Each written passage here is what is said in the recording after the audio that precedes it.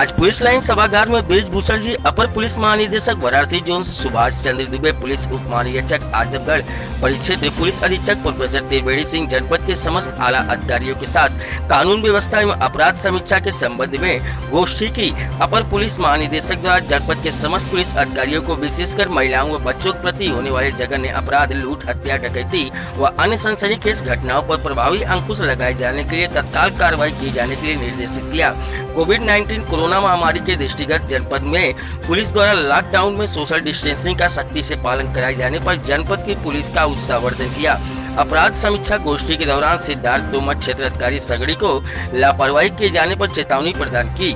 के गुप्ता प्रभारी निरीक्षक कोतवाली, विमलेश मौर्य प्रभारी निरीक्षक देवगांव, अखिलेश कुमार मिश्रा प्रभारी निरीक्षक मुबारकपुर, धर्मेंद्र कुमार सिंह थाना अध्यक्ष दीदारगंज को कठोर चेतावनी प्रदान करते हुए उन्हें आगामी 15 दिनों में अपने अपने थाना क्षेत्र से संबंधित हत्या, लूट व अन्य सनसनीखेज घटनाओं का सफल अनावरण, विलंबित अभियोग की विवेचनात्मक कार्रवाई का निस्तारण किए जाने हेतु निर्देशित किया।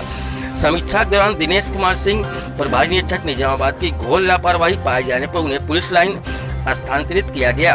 प्रभारी निरीक्षक देवगांव, प्रभारी निरीक्षक जहानागंज, प्रभारी निरीक्षक कप्तानगंज, प्रभारी निरीक्षक फूलपुर द्वारा विभिन्न प्रकरणों में बरती गई लापरवाही के संबंध में जांच कराए जाने का आदेश पारित किया।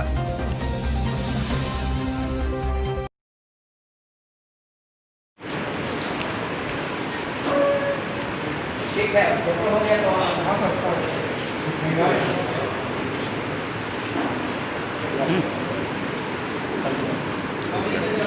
मीडिया निकले हो गया।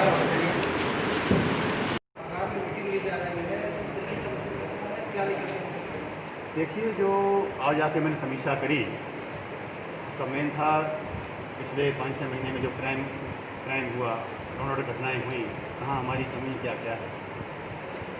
2-3 बातें मैं कहना चाहूँगा। तो अभी जो लेटेस्ट घटना महाराजगंज में हुई थी, ऑलरेडी आपके संज्ञान में ही है, थाना प्रभारी में सस्पेंड किए गए हैं। अभी इसमें 16 मुलजिम गिरफ्तार हुए हैं, अभी भी और कुछ मुलजिम रह गए हैं। एक मैंने कहा कि जितने अज्ञात मुलजिम थे जो भी चिन्हित नहीं हुए हैं, उनको अगले 2 दिन में चिन्हित करके उनको गिरफ्तार किया गया। गुंडे की पराकाष्ठा थी घटना में, पहले लड़कियों को छेड़ेंगे और विरोध करने पर इस प्रकार का हमला करें। ऐसे मुलजिमों को मैंने बड़ा स्पष्ट निर्देश दिया, पहले भी शासन द्वारा दिया जा चुका है कि इन सब पर गैंगस्टर की कार्रवाई होगी, राजस्व कार्रवाई होगी। इसके अलावा और भी पिछले 5-6 महीने में जो घटनाएं घटित हुई थी, जो कॉमन नेचर की घटनाएं थी और जिनमें अभी तक कार्रवाई नहीं हुई, ऐसे कुछ केसेस थे। उसमें लापरवाही के लिए और भी विवेचनाओं में भी लापरवाही, अन्य चीज़ों में भी लापरवाही थी। मैंने थाना प्रभारी निजामाबाद को लाइन हाजिर किया है। इसलिए आपको मैंने आदेश दिए हैं कि इनको तत्काल प्रभावी लाइन हाजिर कर दिया जाए और इनके खिलाफ जाँच करके इनके खिलाफ प्रभावी कार्रवाई की जाए। कुछ और हमारे थाना प्रभारी जिनके काम में कुछ लापरवाही मुझे दिखाई पड़ी, उनको मैंने चेतावनी दी है और 15 दिन का वक्त दिया है। 15 दिन में यदि उनके काम में सुधार नहीं होगा तो उनके खिलाफ भी कड़ी कार्रवाई होगी। उनमें थाना प्रभारी आपके कोतवाली हैं, देवगांव हैं, दीदारगंज हैं, ये थाने हैं। बरदे वाले भी थे लेकिन वो तो ऑलरेडी वहाँ हट चुके हैं बरदे वाले। इनको मैंने चेतावनी दी है, चेतावनी राइटिंग में दी जाएगी। तो 15 दिन का वक्त दिया है कि जो इनके यहाँ कुछ घटनाएं घटित हुई थी उनमें कार्य करें, चाहे बलवे की घटनाएं थी, चाहे प्रॉपर्टी ऑफेंस की घटनाएं थी, और अपेक्षित परिणाम न देने पर इनके खिलाफ सख्त कार्रवाई हो। सीओ सगड़ी सिद्धार्थ तोमर की मैंने जो पर्यवेक्षण था वो बहुत पूरा पाया। इनके क्षेत्र में कई घटनाएं हुई जिसमें समय से इफेक्टिव कार्रवाई नहीं हुई हैं, तो सीओ सगड़ी को भी मैंने चेतावनी दी है। चेतावनी राइटिंग भेजी जाएगी इनको और 15 दिन का इनको वक्त दिया है कि जितने भी इनके यहाँ के घटनाओं में कार्रवाई होना बकाया है उसका आगे पूर्ण कराएं, अन्यथा इनके खिलाफ सख्त विभागीय कार्रवाई की जाए। इसके साथ साथ पिछले महीने में गौ कसी पे काफ़ी काम आजमगढ़ में हुआ है। अंकुश भी लगा है। भारी संख्या में गैंगस्टर में कार्रवाई की गई थी, तो अभी उनमें से काफ़ी लोग गिरफ्तारी थे।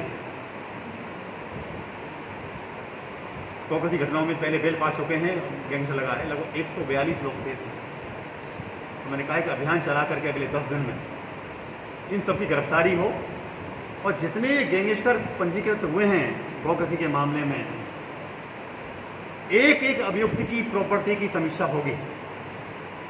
जिसने क्राइम करके प्रॉपर्टी अर्जित करी हैं, गैंगस्टर एक्ट में उन सब की संपत्ति कुर्क की जाएगी, अटैच की जाएगी, सीज की जाएगी।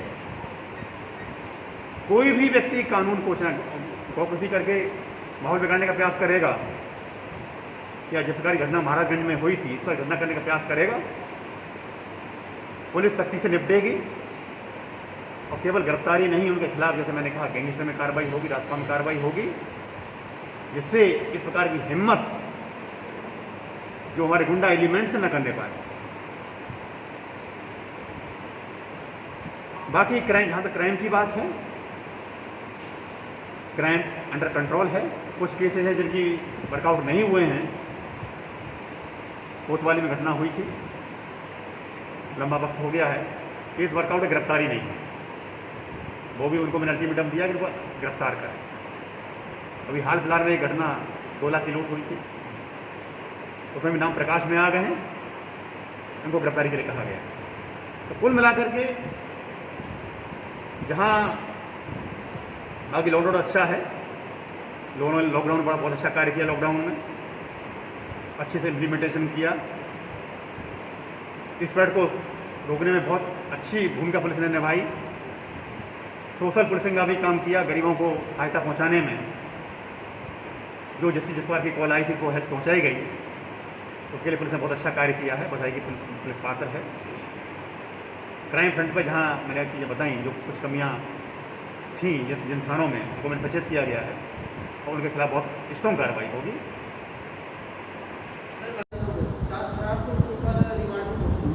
मुझे बताया गया 16 गिरफ्तार हो गए हैं, 4 और गिरफ्तार हो गए हैं, 3 बकाया हैं। उन 3 के अलावा भी मैंने कहा है कि अभी ये 19 ही मुलजिम नहीं हैं, अज्ञात में और लोग भी मुलजिम हैं। तो मैंने एसपी आरए और कप्तान साहब को दोनों को कहा कि दोनों अधिकारी अपने सुपरविजन में जो भी उसमें शामिल था, संख्या चाहे 19 की हो चाहे 50 की हो, एक एक को चिन्हित किया जाएगा और एक एक को गिरफ्तार किया जाएगा। गैंगस्टर रास्कों में कार्रवाई होगी, बहुत स्ट्रॉन्ग कार्रवाई की जाएगी।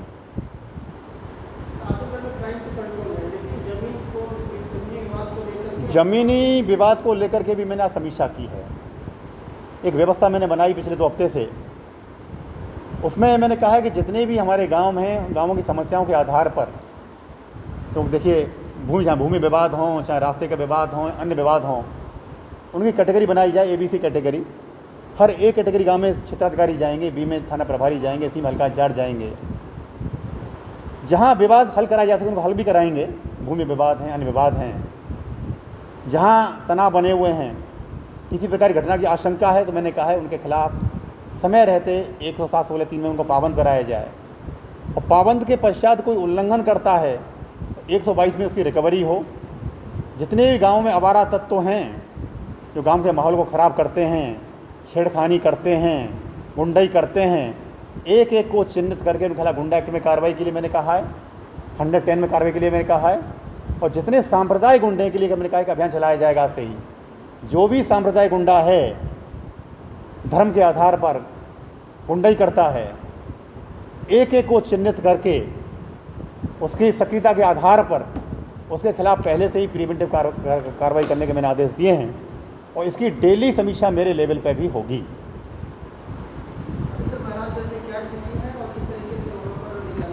देखिए महाराजगंज में स्थिति तो पहले दिन से ही सामान्य है। लोगों ने माहौल बिगाड़ने का अच्छा प्रयास किया था, लेकिन समय रहते पुलिस ने इसमें अच्छा कार्य किया। पुलिस ने तत्काल हमारे अधिकारी सब मौके पर गए थे, SP भी गए थे, DA साहब भी मौके पर गए हैं। और जैसा आपके संज्ञान में है कि 16 लोग उसमें गिरफ्तार हो भी चुके हैं। फोर्स वहाँ हमने तैनात की है। बाकी लोगों का वीडियो देख करके, अन्य साक्ष्यों के आधार पर, फोटो के आधार पर हम लोग चिन्हीकरण कर रहे हैं। जितने भी निकल के आएंगे एक को छोड़ेंगे नहीं, और वहाँ शांति बनी रहेगी। और एक केवल यही घटना नहीं, कहीं भी इस प्रकार की घटनाएं होंगी, कहीं भी पुलिस बहुत सख्ती से उनसे पेश आएगी।